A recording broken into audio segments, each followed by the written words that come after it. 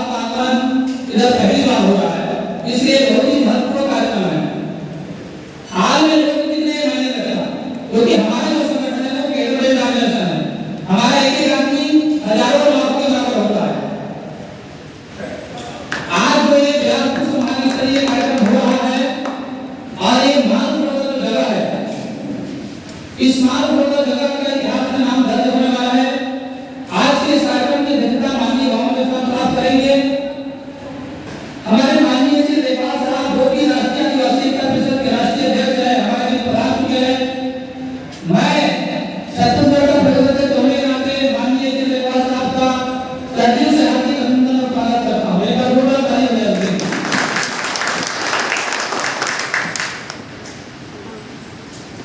साथियों,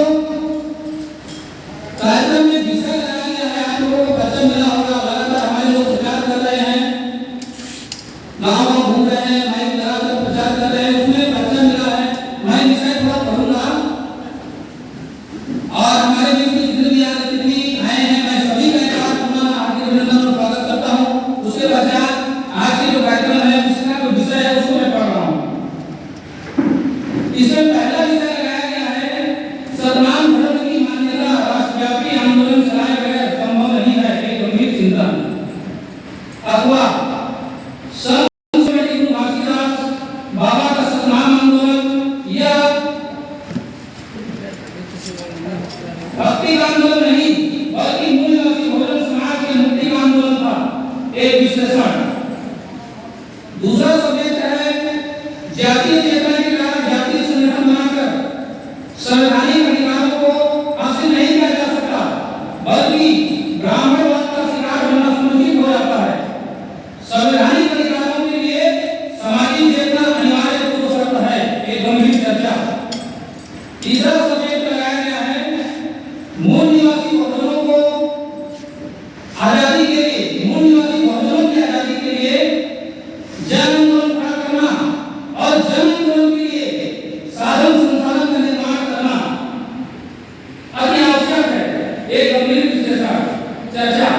अथवा संगठन में नियंत्रण निर्देशन निगरानी एवं अनुशासन में रहकर कार्य किए बगैर हमारा निर्धारित लक्ष्य पूरा नहीं किया जा सकता, क्योंकि यह संगठन का मौलिक सिद्धांत और कार्यप्रणाली का हिस्सा है, एक गंभीर चिंतन। साथ ही ये जो विषय है काफी महत्वपूर्ण विषय है और इसी सभी विषयों पर आज गंभीरता से चर्चा होगा।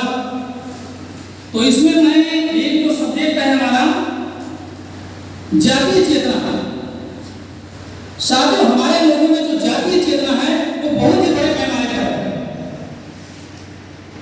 आप लोगों को याद होगा, क्योंकि आप इधर ये जो एरिया है ये जांजगीर चांपा जिला है, शक्ति जिला है, ये बहुत ही हमारे मूल निवासी महानायकों को मिशन को चलाने वाले लोग यहाँ रहते हैं और आप लोग उसी लोगों में से हो। बहुत सारे लोग आने वाले थे, यहाँ बहुत सारा कुछ कार्यक्रम लगाया गया है, हो सके हमको काउंटर करने के लिए ऐसा कार्यक्रम लगाया गया हो, उसमें हम ध्यान नहीं देंगे। अभी जितने लोग लेकर आए हैं हम सारे लोग मिस्त्री लोग हैं, हमको गंभीरता से इस मिशन को लेना है, क्योंकि एक एक आदमी हजार हजार के बराबर होता है। महात्मा गौतम बुद्ध ने जब पहला मीटिंग किया था, बताते हैं सारनाथ में, तो लगभग कुछ 5 लोग थे, 5 लोग, और उन्होंने फिर विश्वव्यापी संगठन खड़ा किया, पूरा विश्व को हुकूमत किया।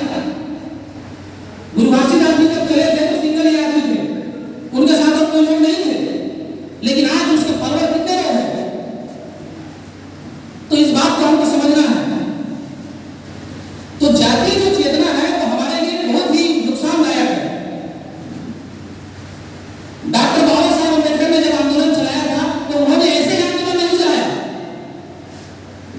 उन्होंने क्या किया, उन्होंने हमारे मूल निवासी आंदोलन जो चलाए थे उनके आंदोलन में स्टडी किया, उन्होंने फूले के आंदोलन में स्टडी किया, उन्होंने बिरसा मुंडा के आंदोलन में स्टडी किया, उन्होंने छत्तीसगढ़ी जो गुरु घासीदास बाबा था है उनके आंदोलन में स्टडी किया और उनके आंदोलन को स्टडी किया तो उन्होंने पाया कि ये जो हमारे महापुरुष थे उनके जो आंदोलन थे, उनकी जो विचारधारा थी, आपस में कोई कम्युनिकेशन पहले से नहीं हुआ। उनका आंदोलन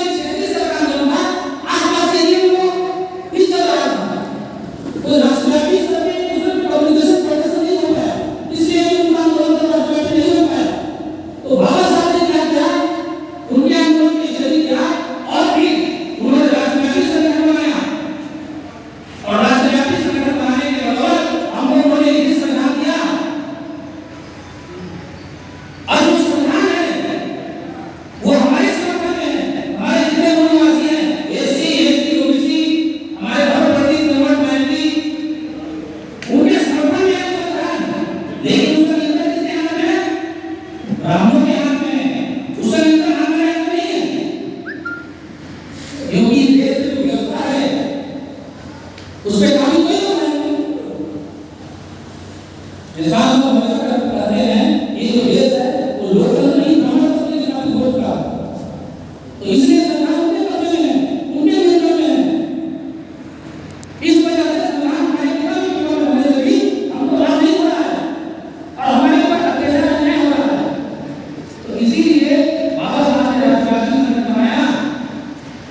तो बाबा साहब ने माने कि हम जाति संगठन बनाएंगे, अपनी भाषाई पढ़ाई मान रहे हैं।